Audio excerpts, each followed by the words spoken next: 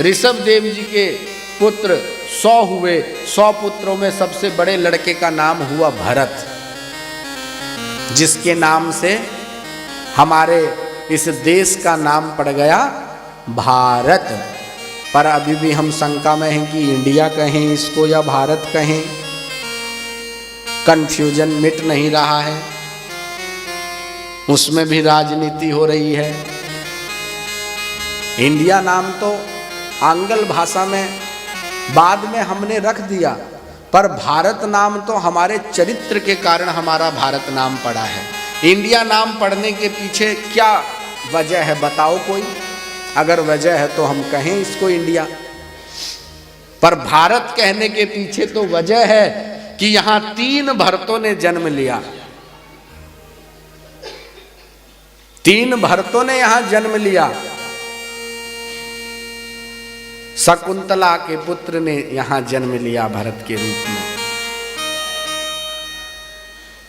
जड़ भरत जी ने यहां जन्म लिया और भगवान के भाई के रूप में स्वयं भरत जी महाराज का यहां जन्म हुआ।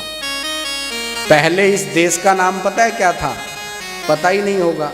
इंडिया तो सबको पता है, पर पहले क्या था वो पता नहीं है किसी को, इसीलिए कंफ्यूजन बनी हुई है। पहले इस देश का नाम था अजनाभ वर्ष, और अजनाभ वर्ष के बाद में जब इस प्रकार के राजाओं का वर्णन आया, जो ऋषभ देव जी के 100 पुत्रों में सबसे बड़े भरत हुए, उन्होंने जब राज्य किया, उनके उस राज्य को देख करके और सब जगह सुख ही सुख, सब जगह संपदा, हर प्रकार की प्रजा में खुशहाली को देख करके इस देश का नाम हो गया भारत। भा माने ज्ञान, भा माने चमकना, भा दीप्तो संस्कृत की धातु है, और रत माने सदैव, निरंतर, कंटिन्यू। बोले जो निरंतर चमकने में रत है, कैसे? बोले अपने कर्म के द्वारा, अपनी क्रिया के द्वारा, अपने आचरण के द्वारा, इसीलिए इस देश का नाम है भारत।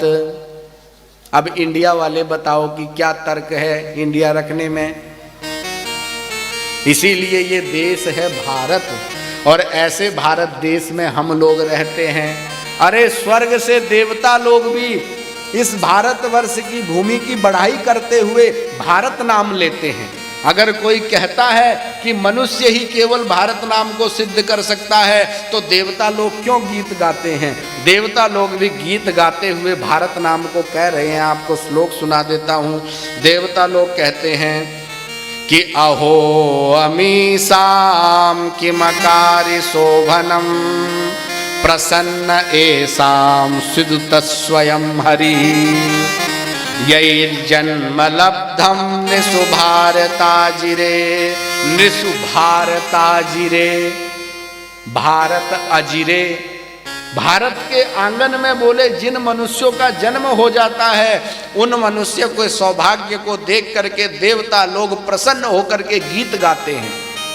क्या गीत गाते हैं? कि अमीसाम जनानाम किम अकारि शोभनम। इन मनुष्यों ने ऐसा क्या कर्म किया था कि इन लोगों का जन्म आज भारत आजिरे, भारत भूमि के आंगन में हो गया है, कि जिससे मुकुंद सेवोपैकम स्पृहाहीनः।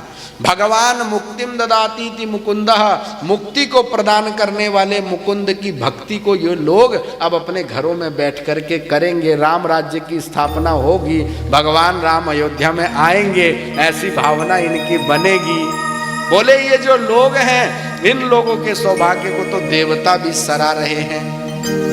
अब ये किसी के द्वारा बनाई हुई शायरी और चुटकुला तो है नहीं, ये तो भागवत में लिखा है कि अहो अमीसाम किमकारि शोभनम प्रसन्न एसाम सिदुत स्वयं हरि यैर्जन्म लब्धम नृषुभारताजिरे मुकुंद सेवोपैकम स्पृहाहीनः क्षणेन मर्त्येन कृतं मनस्विनः सन्न्यस्य संयान्त्य भयं पदे पदे। अरे पद पद पर जो भगवान का नाम ले रहे हैं, ऐसे भारतवासियों को देख करके स्वर्ग के देवता क्या कहते हैं कि भगवान अब जब हमारा बैंक बैलेंस खत्म हो जाए ना स्वर्ग में रहने का, क्योंकि स्वर्ग तो जैसे 5 स्टार 7 स्टार बुर्ज खलीफा चले जाओ, रुपए हैं, वहां जाकर के थोड़े दिन सुख भोगो, जब तक बैलेंस है तब तक उसका आनंद ले सकते हो। तो स्वर्ग भी बुर्ज खलीफा है, उसी की आपने लग्जरी व्यवस्था स्वर्ग में आपको मिल जाएगी। पर जब पुण्य नष्ट होगा तो पुनः आना पड़ेगा।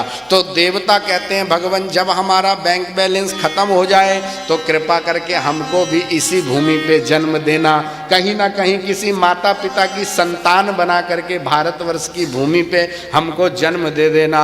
बोल भारत माता की जय जय श्री राधे श्याम।